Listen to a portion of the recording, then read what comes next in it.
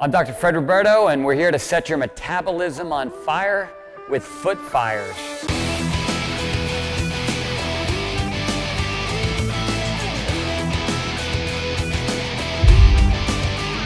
One movement that is incredibly simple but not easy is the foot fire. I love this. It's way, way, way harder and more effective than people think. And so I said it's simple, but it's not easy. So it's simple because all you have to do is get in a good athletic position. I'm going to bend my knees slightly, get my feet a little wider than shoulders width apart. My heels come slightly off the ground. Should be able to slide a piece of paper underneath my heels. So I'm in this position. And from here, in any sport, whether it be basketball or football or baseball, you can make a play. Wrestling, you can make a play. And so I'm here, I'm in this position, and all I'm going to do is start moving my hands very quickly, and more importantly, my feet very quickly, as if I'm standing on a bed of coals. I'm getting them up and down. And it's not as important that your hands move, but it is important that your feet do. So I'm here, and it's just like so. That's it. So just feet moving as fast as you can. And I'm telling you, it's way, way harder than it looks. So you can use that in a variety of different ways, in little surges and bursts, or you could try to stick it out for a full minute, something along those lines, or you can incorporate it with other movements, like you'll see us do foot fire bag jumps, or you'll see us do JBs or something along those lines. Check out those exercises, and you'll see how incorporating foot fires can be an effective way, especially if you're training for athletics and maintaining a good athletic position and staying very mobile. For more information like this, you can visit maximizeliving.com/MaxTV. I'm Dr. Fred Roberto. Max out.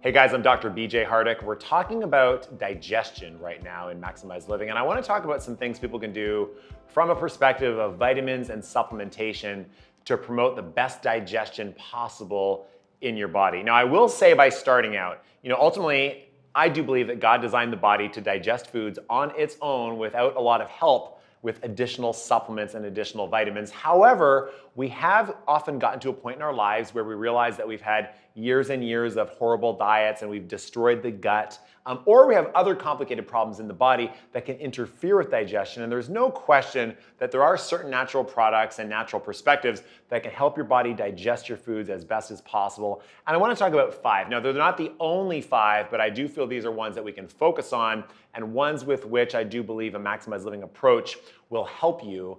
The first thing is this. I want to talk about probiotics. We've been talking about probiotics a lot this month. Do understand much of the digestion in your body occurs as a result of you maintaining healthy bacterial flora. Now, one of the issues that happens for people is through our lifetimes, everywhere you look, there's antibacterial soaps, there's antibacterial shampoos. Many of us for many years, we may have consumed an excess of antibiotics, and we've had a weakened resistance ourselves. We've now deplenished our own colonies of healthy bacteria, because when we take something like an antibiotic, sometimes it can wipe out all the bacteria, not just the nasty ones. So therefore, it's very important that we're always working to improve our levels of good bacterial colonies in the body. And that's where a probiotic can be helpful. If you look back through centuries, cultures all over the world, they included probiotic-laden foods to make sure they were constantly getting those healthy colonies in the body. But again, if you can't do it all through foods, sauerkraut, kimchi, kombucha, kefir, all these other ways of doing it, even healthy versions of yogurt, definitely getting in a good probiotic would be a wise idea, because that will help break down your foods and help your body digest, to put it very, very simply. So probiotics are key. One other thing to look at would be enzymes. And this becomes very, very topical when people have difficulty digesting certain foods. Now, the first thing I would say is this, is if you are listening to your body, if your body's working as well as it possibly can, and at the end of the day, that's the whole purpose of applying the 5 essentials, is to let your body work as best as it possibly can. But if you're letting your body work as best as it possibly can, you really should listen to your body, because there might be certain foods that you just do not do as well with. It's very interesting, because people can go out and they get all types of food sensitivity testing, and sometimes the tests might not even match up. There's a lot of debate as to just how valuable food sensitivity testings actually are. But ultimately, you want to be able to listen to your body to determine, do I even digest certain foods better than other foods, instead of having to just do the lab work on it. What is interesting, though, is that if somebody's having difficulty breaking down any sort of food whatsoever, that's where taking various forms of enzymes may play a role. Now, there's different types of enzymes. There's enzymes that break down protein. There's enzymes that break down fat. There's enzymes that break down carbohydrates. There's pancreatic enzymes as well. So looking at an enzyme, if you're having difficulty with digestion, or if you're going through a healing phase, there's certainly nothing wrong with that. But you want to get to a point where you don't have to take enzymes, because your body produces its own enzymes, and that should be breaking down the food. One great combo, if you look at these two, there is a product through Maximized Living called MaxGI that has high quality probiotics, including billions of colonies, plus a variety of enzymes. This is much like taking HCl, hydrochloric acid, basically, if you're having difficulty breaking down protein. But again, remember, what starts the process of digestion in your body? Chewing. Your teeth are in your mouth, they're not in your stomach. So chew your food, that helps stimulate the process of digestion to hopefully be able to not have to take enzymes for too long. But again, MaxGI is a great option, or you can just do a probiotic on its own or an enzyme on its own. And MaxGI also has some other essential oils and things that play a big role in digestion.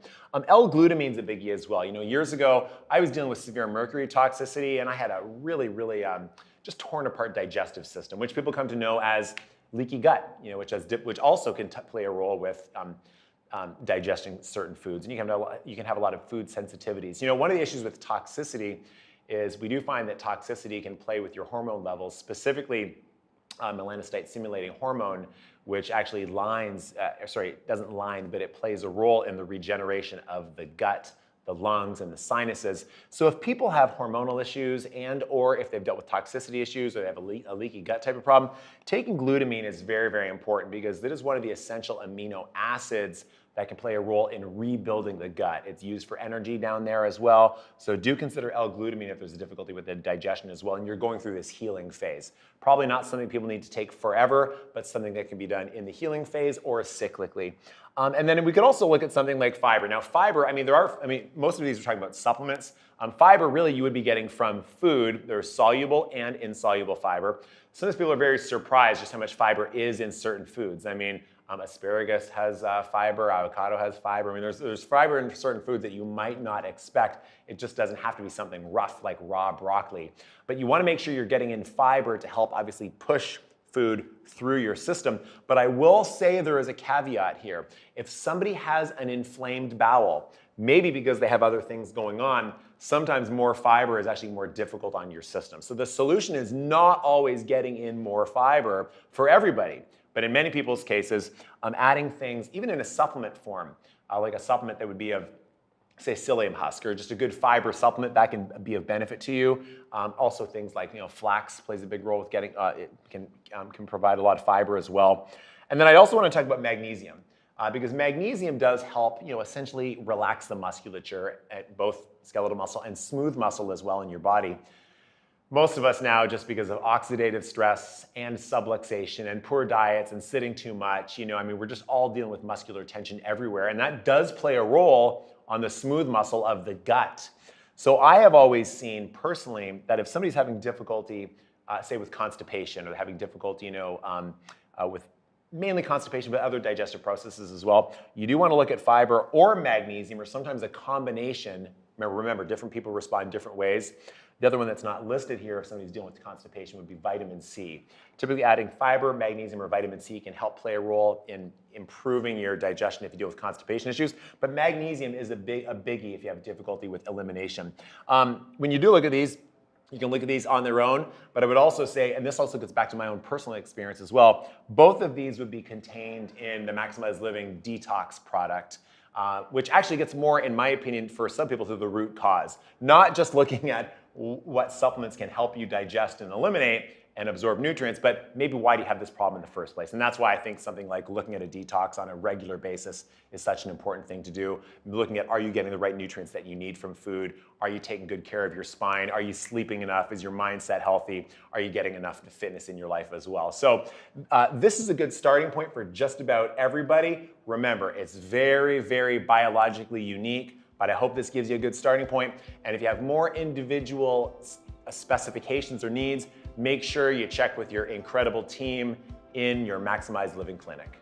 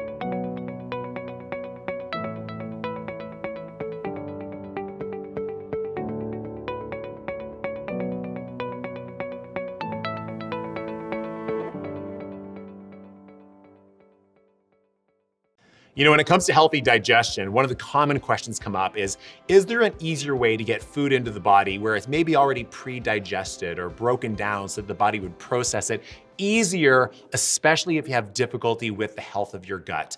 And that leads to a lot of people having a lot of shakes and a lot of smoothies. Now, I'll be honest, I love shakes, I love smoothies. I have one a day. I love throwing in a quality protein powder. I love throwing in quality greens. I love adding some healthy fats like avocado or cacao butter or coconut butter. But I will encourage you to exercise caution when it comes to smoothies because it really is not the way your body was designed to eat. Your digestive system assumed that you would be eating whole foods. And I want you to think about what happens when you actually have a smoothie. You take all these whole foods, you blend them, you churn them up, you drink them down, and sometimes that gets into the digestive system within a matter of minutes. When frankly, if you were to eat all of those foods slowly with a fork, chew them all, it would take you much longer than it would to wolf down that smoothie. And the truth is, when you don't give your body the ability to do that, it actually can interfere with your digestion. So there's a couple tips that we have when we talk about making smoothies. The first thing is, you don't have to churn it up all the way. Churn up those whole foods really as little as possible. So that way you're getting a great smoothie, but still giving your body a chance to chew that drink. The expression is that you should chew the drink, but then you want to chew it so much that then you're going to drink your food. When you chew, that stimulates the digestive enzymes so that your body breaks down the food. A lot of people are out taking a digestive enzyme. You know what? If you chew your food better, your enzymatic process in your body is going to be better and smarter and more efficient at breaking down the food that you're consuming. And that's what you want. You want your body to do the work. You don't want a supplement to always have to do the work for you. So the first thing is you don't have to chew it up, churn it up all the way. I would say put in whole foods there as much as you possibly can and consume them over the same period of time that it would take you to eat them. You don't have to drink a smoothie within 5 minutes. Really, I would consume it more over about a 20-minute period. And something else that you can also really aim to do is make that smoothie as thick as you possibly can. It's interesting, the last few years, people now talk about the smoothie bowl. And I really think that if you're going to have blended whole foods, eating it out of a bowl with a spoon as well is better for your digestion, as opposed to completely pulverizing everything, letting it getting into the GI too quickly, bypassing your body's natural digestive processes. So I'm not saying never have a smoothie, but there's definitely some better ways to have a smoothie. And I would also say try to do this maybe once a day at most. Ideally, our bodies are designed to be eating whole foods. Where we really get into problems is when people switch over to a plan and now all of a sudden they're having 2 smoothies a day or 3 smoothies a day. Remember, make this as a great complement to your Maximized Living nutrition plan, rooted in whole foods first.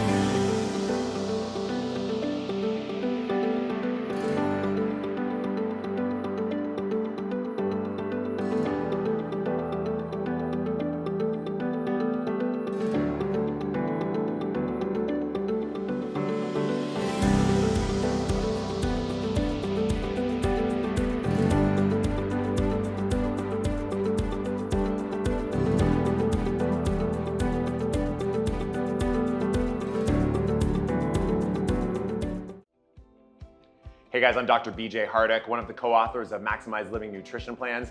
Right now we have a huge focus on nutrition for healthy digestion. And one of the things we talk about in Maximize Living nutrition plans is the benefit of consuming either probiotics as a supplement, which is absolutely so important for so many people, but also just getting in a lot of foods that contain probiotics. I mean, really, when you look at the word probiotics, I mean, it means for life. It's giving life. We're consuming healthy bacterial cultures, which have been used for centuries by cultures all over the world. When you look at most cultures that I say have really stood the test of time, they've always consumed probiotic-laden foods. And it's just important to get a good variety. And a lot of times we don't realize that there's a big variety. Quite oftentimes people think that they just have to have yogurt, and yogurt is the best way to get in probiotics. You know, yogurt in general, if you're getting it from the conventional grocery store, it's typically not going to be organic. It's typically not going to be full-fat yogurt.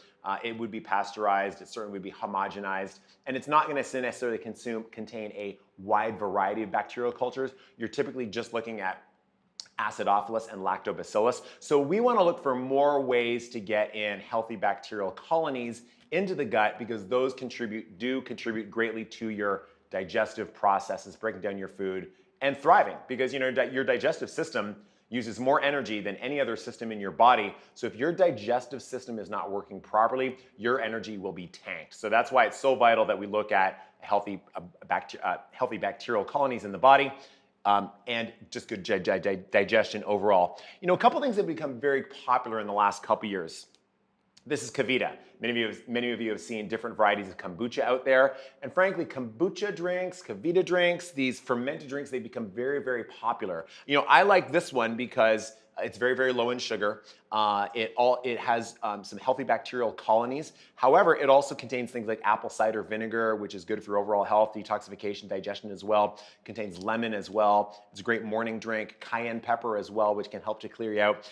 But it's important that if you're going to get a kombucha from the store, you make sure that it does not have added sugar. I can't believe how many of these bottled beverages that are kombucha beverages that frankly would taste great on their own, but we've added sugar back into them. You know, at the end of the day, this one would contain 1 gram of sugar, which can be derived naturally from some of the plants that are in here. But you'll see some kombucha beverages that are out there will have 10 and 16 grams of sugar. And at the end of the day, that's one of the reasons why we try to not have pop, is it's basically sugar water. So avoid added sugars in kombuchas. One question that often does come up is, well, isn't there sugar necessary in order to create a kombucha? Well, the reality is, when we've done the deep research into this, when it's done properly, it is true that those bacterial colonies are fed sugar. It would be nice if they were fed organic cane sugar or something that is very, very pure. And basically that carbonation basically is the fermentation as a result of the bacteria consuming that sugar. But at the end of the day, the beverage that you're consuming is not containing straight sugar. You just don't want the added sugar. So that's one way. You know, I also like this one as well. This is called the Gut Shot. These have become very, very popular. You'll see this at Whole Foods markets just about everywhere. And this is intense. This is not to be consumed as an entire beverage. This is literally just a capful to get in healthy bacterial colonies. It's delicious. You know, I actually like adding this into a salad dressing as well. So if I ever have that moment where I'm consuming something that is a salad and there aren't really any probiotic cultures there, definitely adding in a gut shot, which would provide some good probiotics as well. Again, ingredients would come from green cabbage, water, sea salt, caraway seeds, that's it. Plus it's cultured, so you're getting all the good stuff. So there's lots of ways to incorporate that. I will actually mix this in with other salad dressings just to make sure you get some probiotics in there. You know, and then obviously we can also talk about things like sauerkraut and kimchi. You know, the big thing is, look at the variety here. I mean, a lot of this comes down to just how they're prepared. This one is, it's raw, unpasteurized sauerkraut. It has a beet and ginger flavor to it. This one has a bit more of a kale flavor to it. So again, big thing, look for variety in things like kimchi, sauerkraut. You know, miso is another great way to get in probiotics. And again, this is really basically mashed chickpeas. If you see it, it's mashed chickpeas. It has a brown rice base as well. And again, I think what you'll find is that the actual culture that is included is different from the culture that you would get from some of your other probiotics. Something that you could easily add on to the side of any meal, and really you want to be looking at incorporating these all the time. Let's go back to yogurt before we complete this little talk on probiotics, because again, people think that you get probiotics mainly just from yogurt. Listen, when you're consuming dairy, we have always said that you want to consume dairy products that meet a number of criteria. You absolutely want dairy products that are organic. You absolutely want them as full fat as possible. Ideally, you would find them where they are not pasteurized. You'd find them where they are not homogenized. That's going to depend on the state that you live in, because certainly there's greater availabilities depending on what part of the country you are in. And there's other factors. You would want no added sugar, for instance. When you look at these, this would be an organic Greek-style yogurt. You know, Greek yogurt on its own isn't the greatest, but if it's organic, now I might start to think about it. It's just going to be a little higher in protein based on the way it's done. But again, it's also going to add in the bacterial colonies. Now, people often ask the question, how can I get yogurt if I don't do well with dairy? Well, the first thing is, let's not lump all dairy together, right? Because a lot of people do have difficulties with dairy because of the way it's processed. A lot of people do a lot better with pure organic dairy with less homogenization and so forth. But then there's also folks that might do okay with things like goat milk yogurt. So this is a goat milk yogurt. Because of the size of the proteins here, they can often be digested a lot easier. So if somebody doesn't do quite as well with a traditional dairy yogurt, certainly look at something like a goat milk yogurt. I know I've worked with hundreds of clients who've been tested for sensitivities, and they often do much better with goat milk. Even you think about something like feta cheese comes from sheep. So it doesn't always have to come from the same type of animal if you're gonna get some type of dairy. But then there's also this option as well. This is a coconut yogurt, which is awesome. So we're basically taking the coconut milk, culturing it, and then creating a yogurt there. And the big thing here is that it's non-sweetened. If you want to sweeten these things up, just add your own whole fruit. You know, certainly that's going to provide a great, a great addition of flavor. And again, starting with the base is the best possible way. No sugar, great dessert, great add-on, great in smoothies, great for breakfast on its own, or just an everyday snack. So there's a ton of ways to get great probiotics in addition to the rest of your diet and in addition to any type of supplement you might be doing just for good insurance. But if you're looking for more good ways, or if you're looking for some of the stores in your local area that might sell some of these less popular items that you might not find in the conventional grocery store, make sure you check with your team there at the Maximize Living office. I'm sure they have a ton of great ideas that will serve you, your family, and the entire community.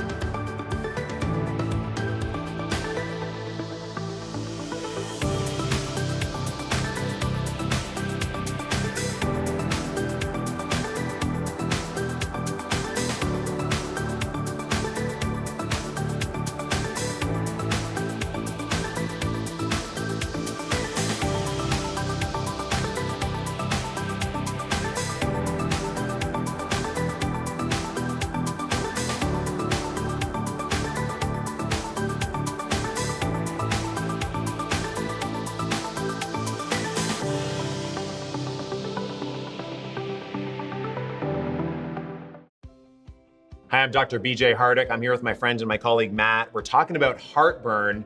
You know, it's so interesting because a lot of people think that heartburn is a condition of your heart. It's not a condition of the heart at all. It is a sign of some bad digestive processes. And we're spending a lot of time talking about digestion, healthy foods for digestion, healthy lifestyle practices for digestion in Maximize Living this season. So I want to get to a real life example because Matt, you had dealt with heartburn over 10 years ago, even as a young kid. What were some of the initial signs that you were dealing with heartburn? How did it develop and what did you do before you discovered Maximize Living? Yeah, absolutely. I mean, it started when I was about 18 and I really started having some flare-ups and some heartburn, some indigestion. So I went to my doctor and was prescribed PPIs, proton pump inhibitors. that are really kind of the standard pill that anybody gets when they get heartburn right now. And then the sad thing was I was on those for over 10 years after that, before I finally discovered Maximized Living and the advanced plan for diet. Did you deal with any side effects as a result of being on medication for 10 years? Yeah, I mean, I was never really able to control weight, and I definitely gained some weight that it just kind of snuck up on me. I thought it was just because I was getting older. But it started as a low dosage, and then it kept moving up and up and up and up. So I had actually gone through just about every process you could to figure out what was going on with my stomach. I'd had scopes, I'd had advanced testing and whatnot. And the end result was just stay on the pills. Yeah, it's interesting too, because it's always assumed that that your body's just producing this extra acid for no good reason. Yeah. Our approach has always been to say, why is the body not working properly in the first place? Exactly. Why are there these acidic flare-ups? So I guess, how did things come about that you started looking at the 5 essentials of maximized living? How quickly did things change? Yep. Yeah, it really started actually after I'd had my first son, and I'd gone through all of the traditional things you would with your doctor, the scopes and the different plans. And then when the result was stay on the pills, I started looking into the more natural solutions. And that's when I went to a naturopath. And then I found you and started learning about the 5 essentials and learning about subluxation, learning about how the spine plays a critical role in everything functioning. And so literally the first adjustment, I came back to you at the second adjustment and I said, is it right for my stomach to be feeling weird after I got adjusted? Yeah. And it was shortly after that I weaned off 2 pills a day and went down to 1 pill a day. And then it was probably about 4 months after we started that I went to no pills. Yeah. Were you working alongside your conventional medical doctor while you were weaning off the pills? No. I did go back and talk to them after. I always find it interesting because clinically, I've never told somebody to not take a medication. Yeah. But people do get to a point where they can either work on their own to monitor their own status of how they're doing, how they're feeling, or they can work with their doctor, come off it quite well. Our job is always to say, how can we promote better function in your body? Not provide an alternative to the medication, but just get your body working right in the first place. Yeah. Hopefully that you're well enough that then you don't have to be on things from the outside in, and then deal with those side effects that you're dealing with as well. So so you notice some immediate change right away. Again, a lot of people forget that the brain runs the body through the spinal cord, the nerves come out of the spine, they control all organs, including the organs of digestion. Yes. And that's why historically, growing up in chiropractic, we always saw that when people would start getting adjustments, sometimes it wasn't their back pain or their neck pain or something physical that went away first. They'd come back saying they digest their foods better, or they sleep better, or their energy is better. This could actually change first sometimes. You were more on the lookout for it because you had those troubles. Yeah. But then also, how did the rest of your journey go as well? Because nowadays, we obviously, through the 5 essentials, want to look at what else you're doing from a perspective of nutrition, detoxification, supplementation. So how quickly did you get into that? And then how did that help get you further? Yeah, so almost right away, I got really excited about everything that we were doing. I went on to the advanced plan, and I'd already gone kind of gluten-free and then realized everything else that plays into that. And for no reason other than I figured everything bad comes between 2 pieces of bread, so I should probably stop eating bread. Yeah. So that whole diet and regime change really helped everything. And I ended up about 6 or 8 months into it, looking at the scale and realized I'd lost about 45 pounds. Yeah. So I was pretty excited about that. Didn't mean to, but I had to go buy new shirts and all that stuff because nothing fit. So the overall journey after that was just kind of like one success after another, and it just kept adding and adding and adding on. So now that I feel better, I'm off these pills, I have more energy, I eat better, and just end up having a better outlook on what I'm eating and what's right to eat. And I've shared that with obviously my family and friends and just about anybody I run into. Yeah. Amazing story. I think the take home here is that there really, really is a kind of a conventional way that people do things. There's an accepted way. It's very accepted in North America that if you have a problem, that you just have to live with it maybe for the rest of your life. I'm glad you chose not to. And I'm glad you chose to look at some other alternatives and some other options. And again, it's all about promoting regular function, natural function, the way your body's supposed to work in the first place. And that ultimately is the heart of the 5 essentials, is getting your body back to working the way it was supposed to in the first place, and then letting you then discover your best health that you possibly can as a result. So thank you for sharing your story. Absolutely. You know, and if you know of other cases like this, if you know of other people that are dealing with issues with not just related to heartburn, but other digestive problems, whether it's constipation, diarrhea, irritable bowel, Crohn's disease, all these things, you have to still always look back to that connection with the nervous system, look to the person's nutrition. If there's a way we can help through Maximize Living, let's do our best for those people too.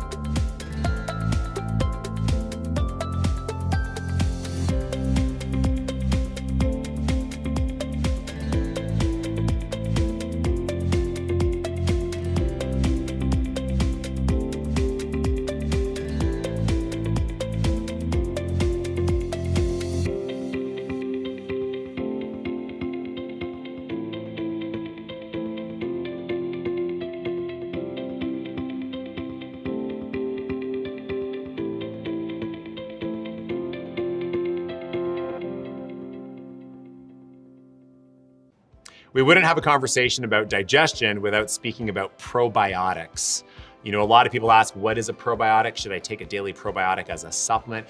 Do understand that cultures that have survived the test of time and have been in great health for centuries, they've always consumed foods that have been very, very high in live, healthy microorganisms, in healthy bacteria. When you think about kimchi and kefir and sauerkraut and kombucha, even things like pickles, these things have contained live microorganisms that play a large role in your digestive processes.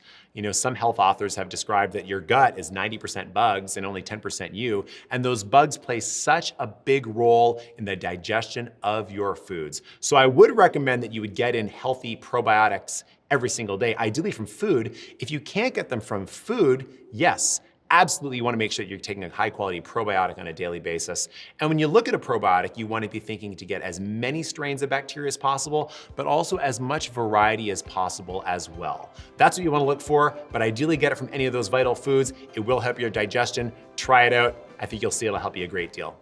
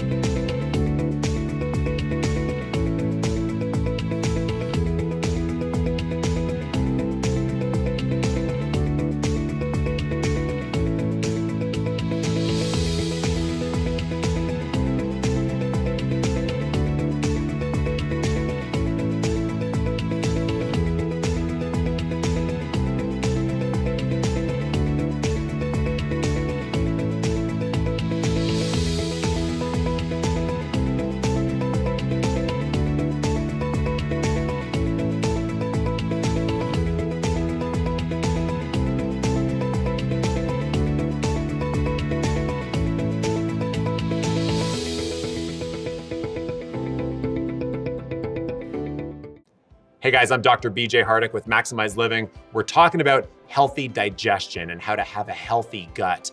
You know, so many people today are dealing with problems with the health of their gut and their digestion.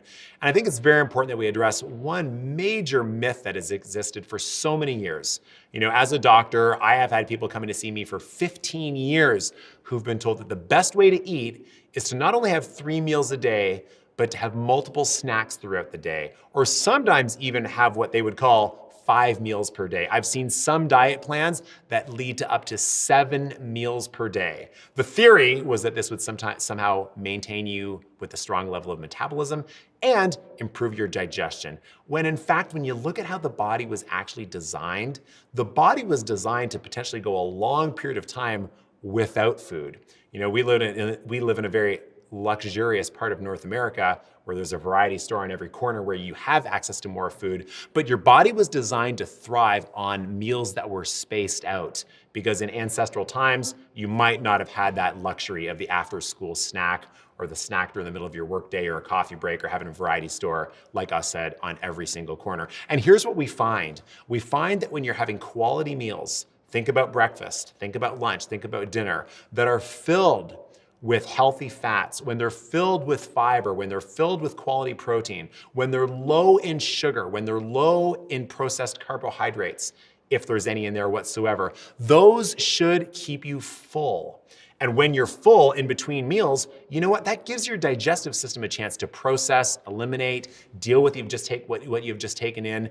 And really, every single day, you should be having a little bit of a fast. When you think about the term breakfast, it is because you are breaking a fast from the previous day. You know, nowadays, a lot of people talk about, should they do some type of intermittent fasting? Maybe people might want to only do 1 meal a day or 2 meals a day. All of these things have benefit. Not everybody has to do them, but your digestive system needs a break. You know, one of the best ways to start by doing it is just make sure that from 8 p.m. the night before until 8 a.m. the next day, that your digestive system has a good 12 hours of not having to process or eliminate. That will reduce the stress on your digestive system. And then when you look at those quality meals throughout the day, make sure they're full of quality nutrients, space them out. If you're hungry between meals, you're probably not getting enough healthy fats at those meals. You can also boost it up with fiber, protein, but at the end of the day, we find less snacking and more quality eating, and ultimately eating when you're hungry is gonna be best for your metabolism and best for your digestion.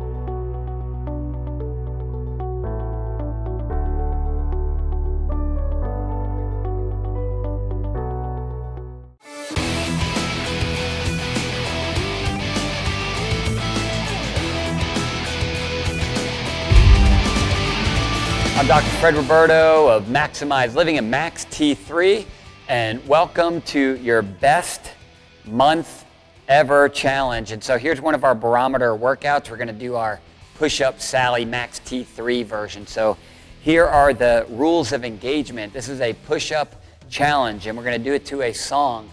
And every time the song says Sally goes up, we have to push up. When it says Sally goes down, you have to go down and hold it until it says to go up again.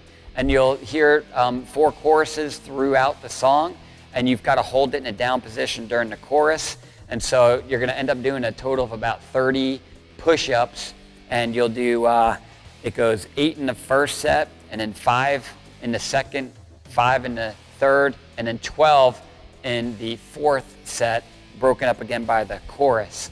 And so the rules are that you would have to do straight up push-ups all the way up, all the way down. And you go as far as you can into the song before you can no longer hold yourself up. And that means you've broken and you're out of the challenge, so to speak. You get your number at that point. So you want to count. So in other words, I may go into the first set and get through that into that chorus, and I may get 2 push-ups into the second. Or I may get through the second chorus and get 3 push-ups into the third. So that's how you would get your score. So it'd be first chorus, third push-up, second set, something along those lines. Third chorus, 5th push-up in. So you want to just, again, this is a barometer, it's a metric. So you see how you do the first week, and by the second week you want to improve, beat that number, third week, fourth week, and then you continue to do this for the rest of your life, and you can see where you could take this over the period of time. So we've got our team here, and everyone's going to be giving it a go. And let me just show you some modifications, because you can modify this, because some people can't even do a straight up push-up. So if you're not doing a straight up push-up, I'd rather have you go to a inclined surface like this box. Or you can choose a bigger box like the one you see down there. Or in this case, for demonstration purposes, I wouldn't recommend this because it's not that stable. You could do it off a surface like this. Or you could even do it off a surface like this, whether it be a table or a chair, something along those lines. So I still keep my core super tight. I didn't really mention going to your knees. After you break, you can go to that. It's just not my favorite thing to do because you take out the core a little bit more than if you were just to go to an inclined version of a push-up. And so once you break out of your push-up, you get your number, you come up for a second, and then we want you to continue to do the workout. So you might want to just keep working in a modified version through the remainder of the challenge, even if you already broke, because you're working on getting stronger for the next time. So that's it. Give it a shot and give it your best, and just stay mentally tough. You got to tough this thing out. It's definitely a mind game. And focus on your breathing. Stay calm. Those are a couple tricks that I'm giving you to get through the challenge. All right, let's get this thing rolling. You guys ready? Green Sally up, green Sally down. Last done start, gotta tell the ground. Green Sally up, green Sally down. Last done start, gotta tell the ground. Green Sally up, green Sally down. Last done start, gotta tell the ground. Green Sally up, green Sally down. Last done start, gotta tell the ground. Green Sally up, green Sally down. Last done start, gotta tell the ground. Green Sally up, green Sally down. Last done start, gotta tell the ground. Green Sally up, green Sally down. Last done start, gotta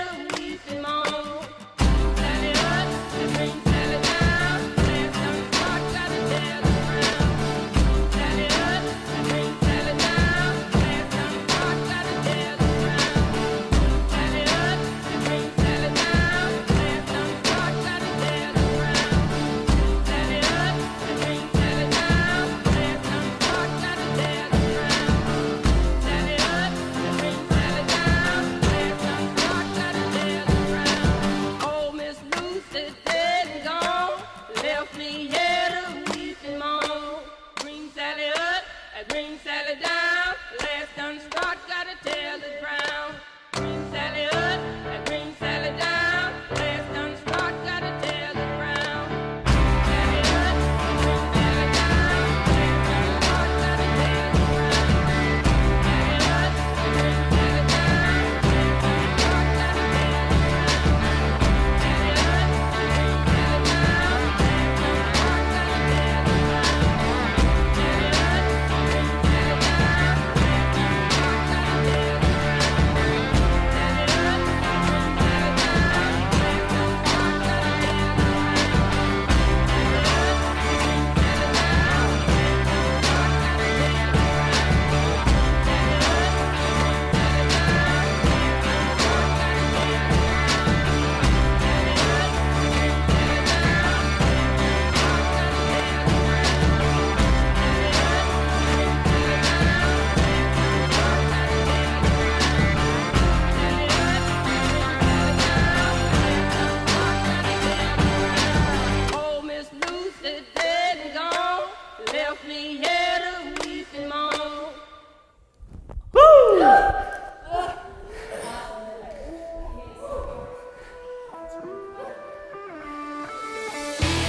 For more information like this, you can visit maximizeliving.com/MaxT3. I'm Dr. Fred Roberto. Max out.